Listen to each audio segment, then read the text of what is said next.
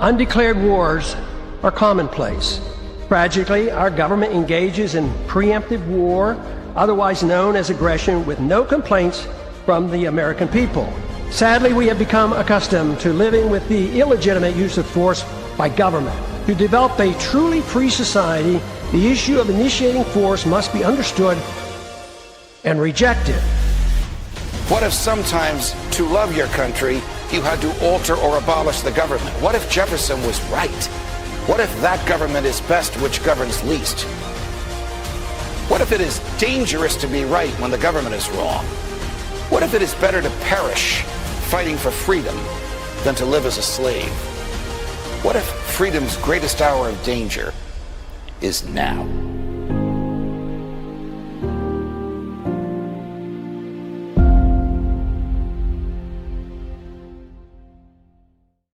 Hi, everyone. Judge Andrew Napolitano here for Judging Freedom. Today is Friday, January 16th, 2026. Our dear friend and colleague Scott Ritter joins us now. Scott, I want to talk to you at some length about what has been happening in the streets of Iran and what may very well be a coming new relationship between the United States and Russia. But before we get there, you were subjected to what Maurice Stans, Secretary of Commerce in the Nixon administration, once called the terrors of justice, the government doing whatever the hell it wants to do to somebody without any justice whatsoever. What happened to you the other day when you tried to use your regular bank card to put gas in your car? Look, I think, gosh, I've lost track of time. But I took my wife out to dinner the night before the incident in question, and the card worked fine. Paid dinner, gave a nice tip. On the way home, the yellow light in my car dinged off. You know, the one that says you got to put low fuel, you got to put gas in it. Don't worry about it, honey. I'll take care of it in the morning. Why not? I have a debit card that works. I mean, we have money in the bank. This is the digital economy that we've grown accustomed to. No cash in the wallet, no cash at home, all the money in the bank.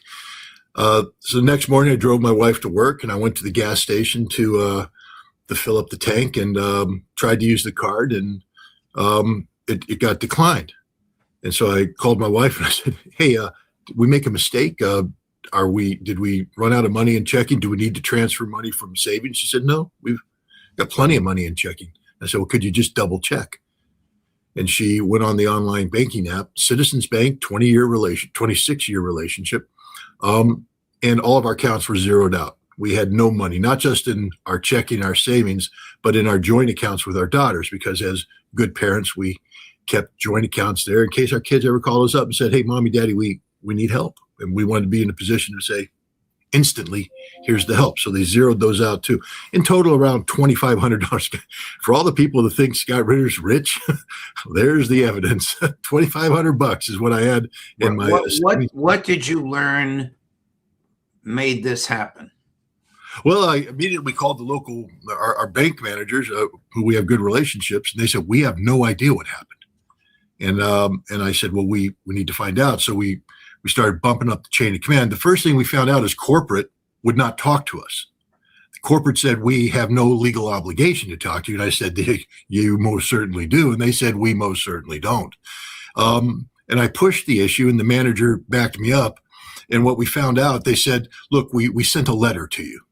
And so I went back through the mail, and sure enough, the day before, in a stack of mail that we hadn't quite gone through yet, was a letter from Citizens Bank that said, we have decided to end our banking relationship with you. And we have taken all your money, and we will issue you a cashier's check in 10 to 14 days time. And then, I mean, literally at the thing, it says, Citizens is under no obligation to disclose to you its reasons for closing the accounts. And at this time, Citizens policy prevents disclosure of any information concerning the decision to close the account. And again, I didn't accept that, so I pushed and made a series of phone calls, and finally got Citizens to tell us who did this. And it was, a priority investigations unit within their fraud department that only responds to input from the federal government. And the input that they respond to are called suspicious activity reports. And I asked the local branch manager, did you submit any suspicious activity reports? And she said, no, there's nothing you do that's suspicious. You coordinate with us on everything. I said, that's right. And so it turns out that somebody in the U.S. government triggered Citizens Bank at least 3 times with suspicious activity reports. And then what happens is you automatically get designated as a high-risk client. And then under the, every time when you open up your bank account, that thick pad of paper that they print out and they open up the last page, they sign here. Well, in there in the small print says that Citizens or any bank can terminate your account at any time if you're deemed to be a bad investment risk. And if you get designated as a high risk client because of suspicious activities report, they automatically debank you. And this is by design. The House Judiciary Report, when going through the January 6th, how the U.S. government targeted them, said this is used all the time by the FBI, all the time. When they don't like you, they simply go in and go ding, ding, ding, ding, algorithm click, you are debanked.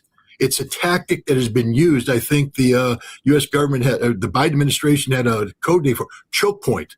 And it's just a standard tactic that's been used forever by the United States government to harass anybody who dares do things that the U.S. government's not happy about. You see, it's not about me breaking the law. If I broke the law, FBI guys be coming through my door, they'd seize my accounts, they'd freeze them, seize them. I wouldn't get the money back because it's bad money. That's not what they did.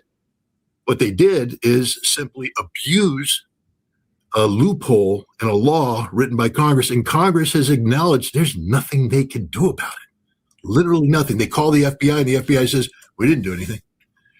And the banks say, we can't talk to you because you wrote the law and said when a suspicious activity report is filed, we don't tell anybody. Who filed these? Well, suspicious activity report can be filed for no reason at all. Can be absolute Correct. BS.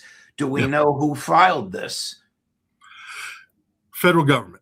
That's the truth. We don't know who in the federal government did it. I have reason to believe that it's the FBI because the National Security Division of the FBI has declared war against me since 1995 and has gone on record saying they are going to destroy me and my family. And so I have every reason to believe that they're continuing to live up to this threat. Are the FBI agents who threatened you 10 or 12 years ago and threatened your wife still in the FBI?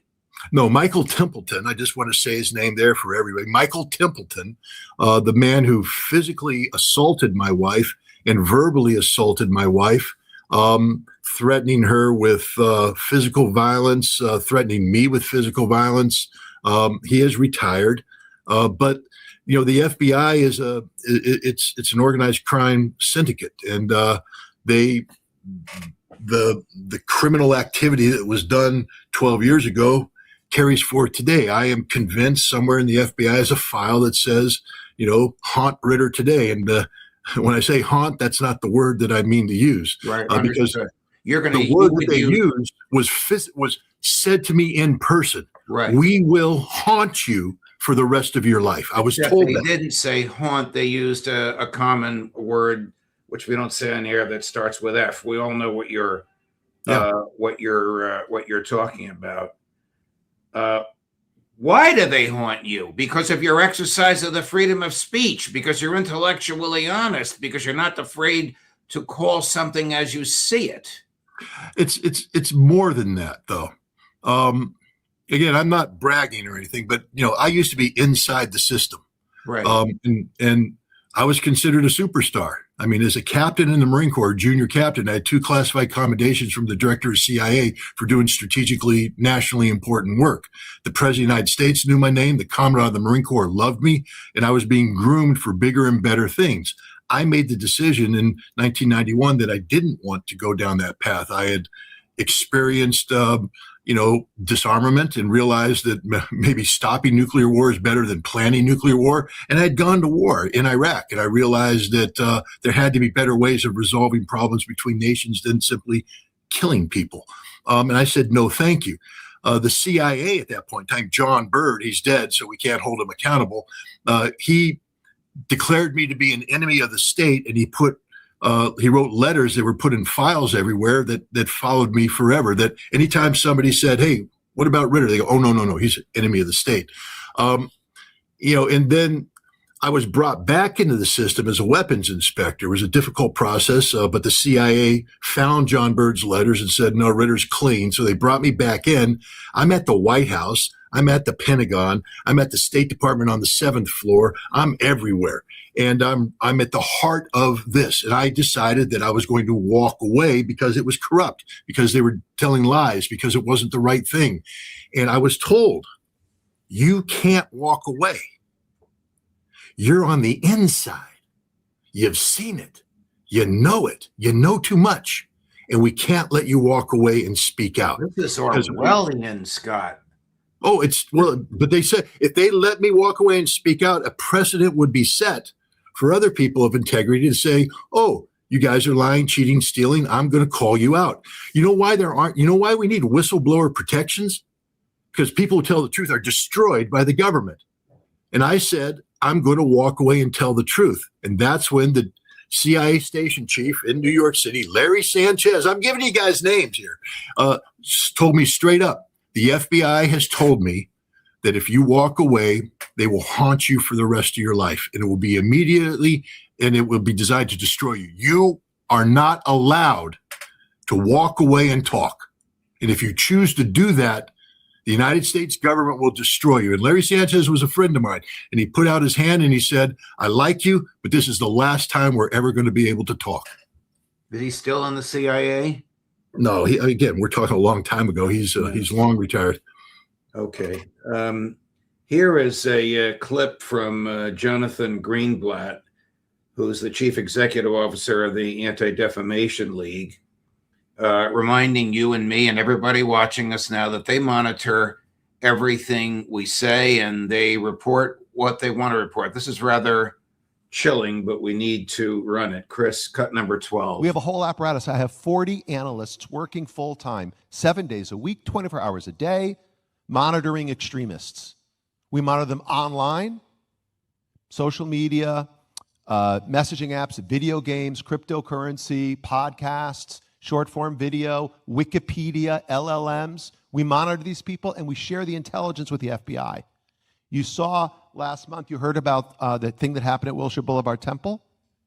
Our analysts investigated what happened. They said they were Koreatown for Palestine, this group of people. They weren't.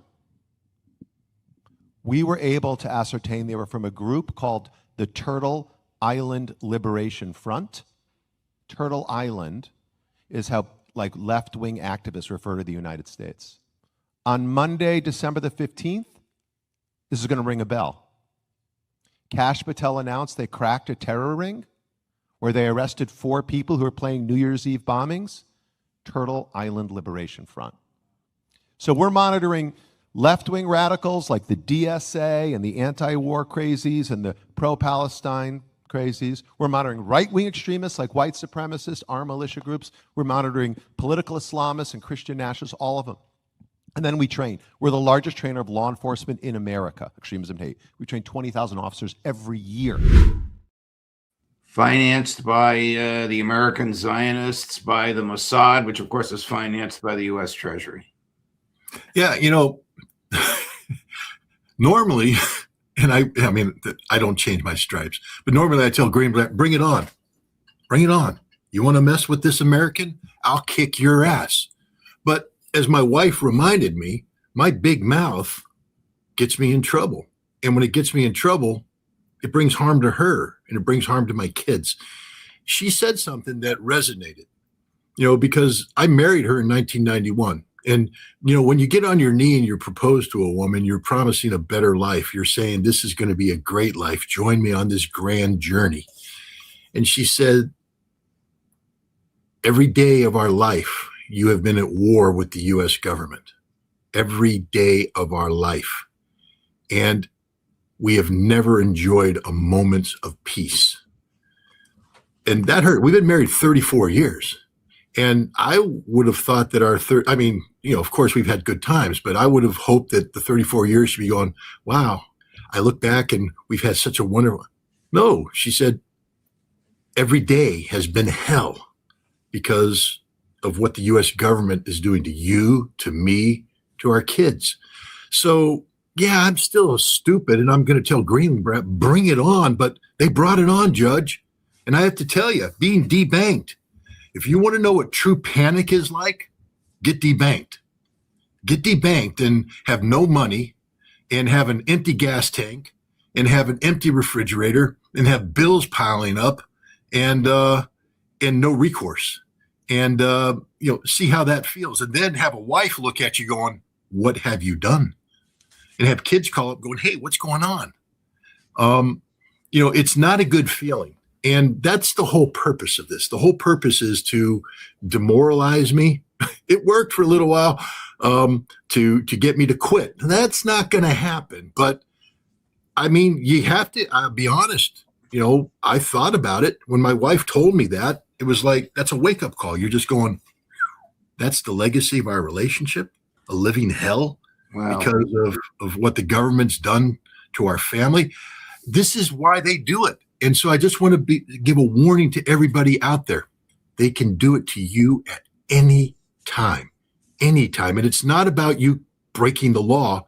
It's about you going against the grain of people like Greenblatt, who's not an elected official, who is not a law enforcement officer, who has no constitutional authority whatsoever, but because of the control that the Zionist entity has over America, is able to pick up the phone, contact the FBI, and initiate a law enforcement investigation against you. All right. Before we get to your understanding of what's happening in Iran, last question. You getting the money back that they seized? Well, they say they'll give me they'll send me a cashier's check in 14 days. Meanwhile, I had to jump through the hoops and make phone calls and everything. I got a new bank account. Don't shut it down, government, please.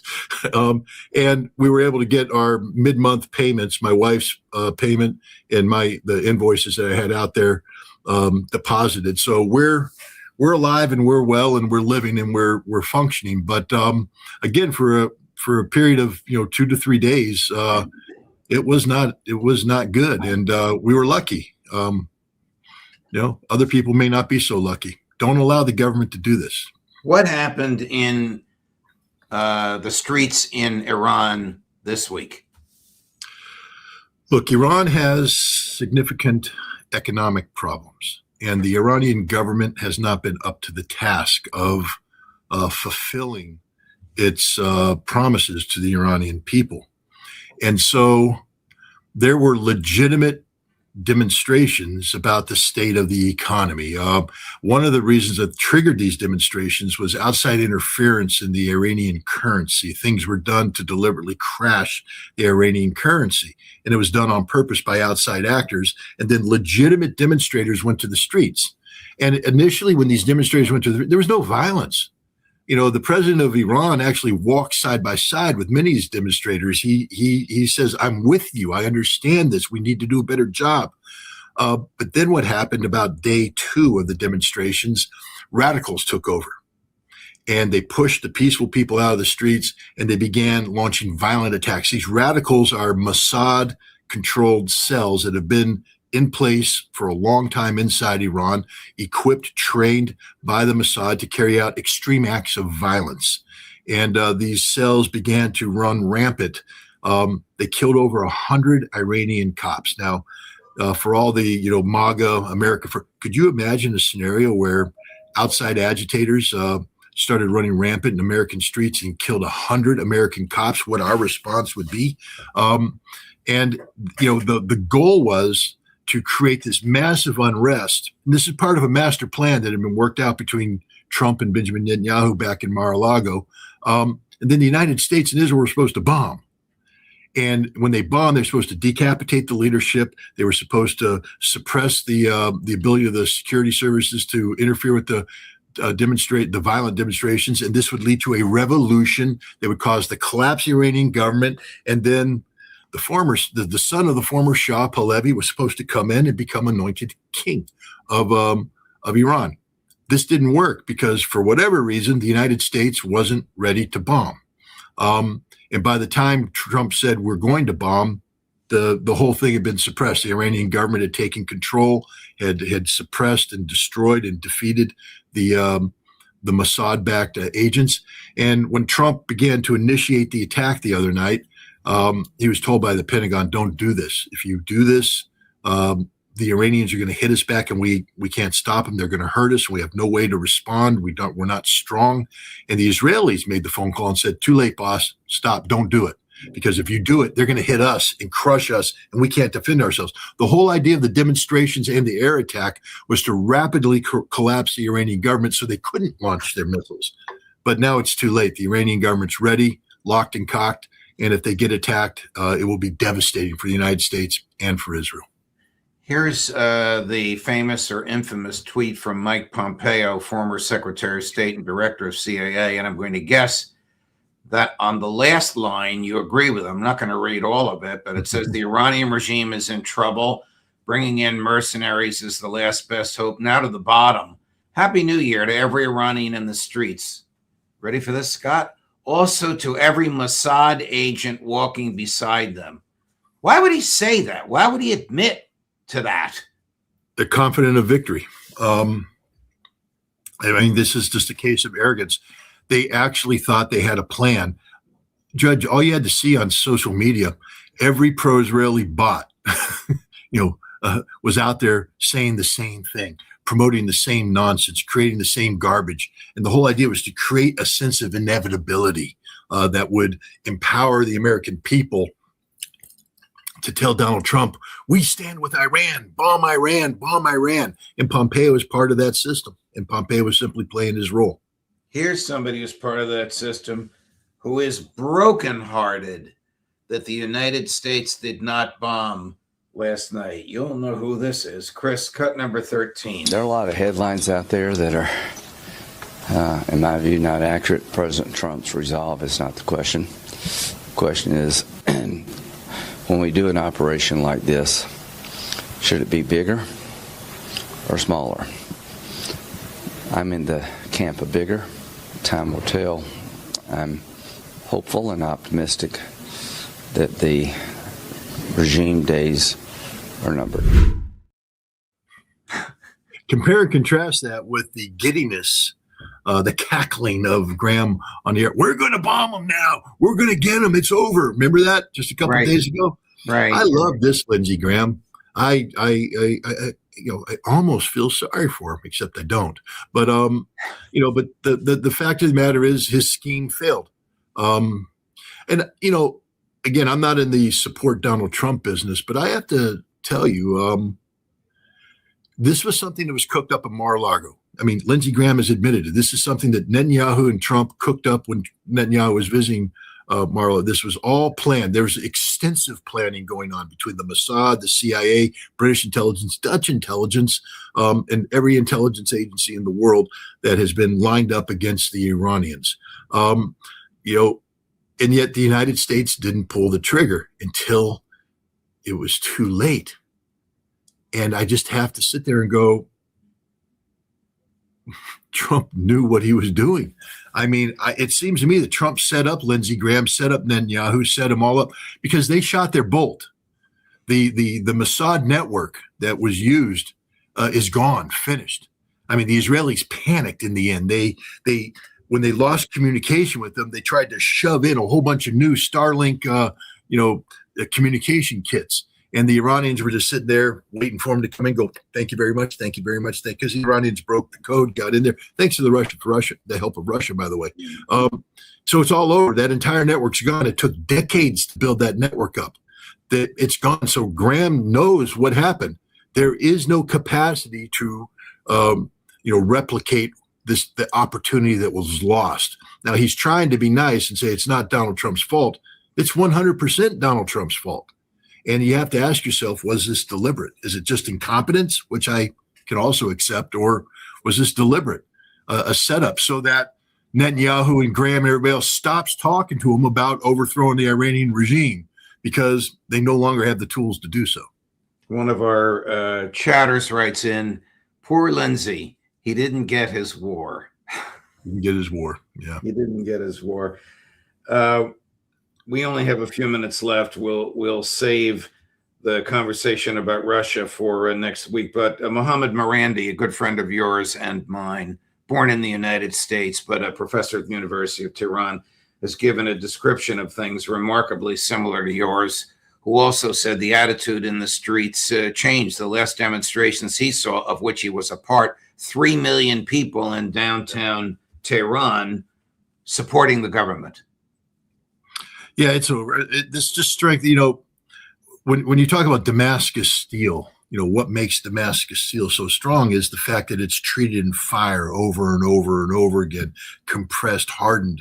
And this is what we do to the Iranian government. I mean, my God, if we want to get rid of the Iranian government, I've said this all along. I mean, I hope the Iranians don't read this wrong, but if I want to break down your government, I want all doors open. I want us doing business with you. I want American business coming in, and I want to expose the Iranian people to the benefits of the West. Now, that's a failed model today, but the last thing I would want to do is give them the opportunity to strengthen themselves. And we have done this repeatedly. I remember in 2023, I spoke with the former Iranian president, the one who died in Raisi, who died in the helicopter crash in May of 2024.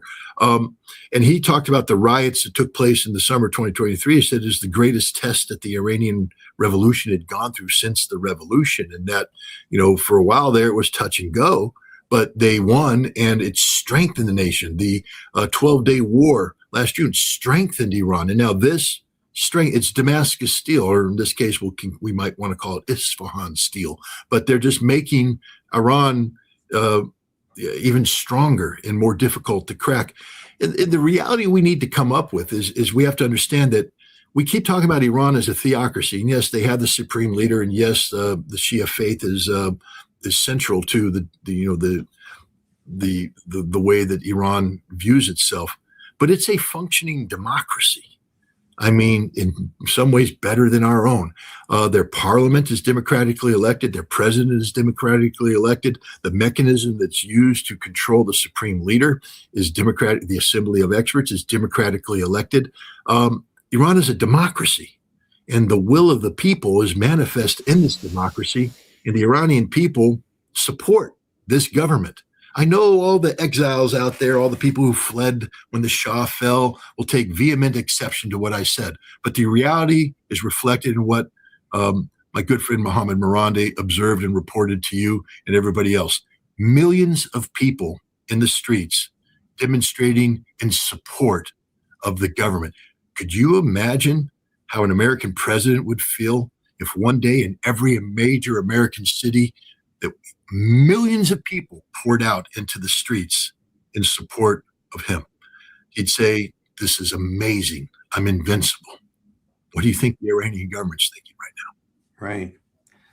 Just as the attempts by the Israelis and the Americans to weaken the Iran culture has strengthened it, the attempts by dead CIA people and retired FBI agents to weaken the backbone of Scott Ritter has only strengthened it. Thank you, Scott. Thanks for being who you have been, and thanks for joining us this morning. Next week, we'll talk about, is the Cold War returning? In the meantime, here are the people you can write to and communicate with. Paul Tonko, Congressman Paul Tonko, is Scott's congressman. Kash Patel, of course, is the director of the FBI. Bruce Van Saun is the chair and CEO of Scott's former bank, Citizens Bank. There's the contact information about them as we have it. Scott, thank you very much. Appreciate you coming on at this time of day. Appreciate you being so candid about all this. It's a lesson to everybody. And thanks so much for your analysis about Iran. We'll see you next week, my friend. Thank you. Of course. Coming up at 4 o'clock today on all of this, the Intelligence Community Roundtable. Larry Johnson, Ray McGovern. Judge Napolitano for Judging Freedom.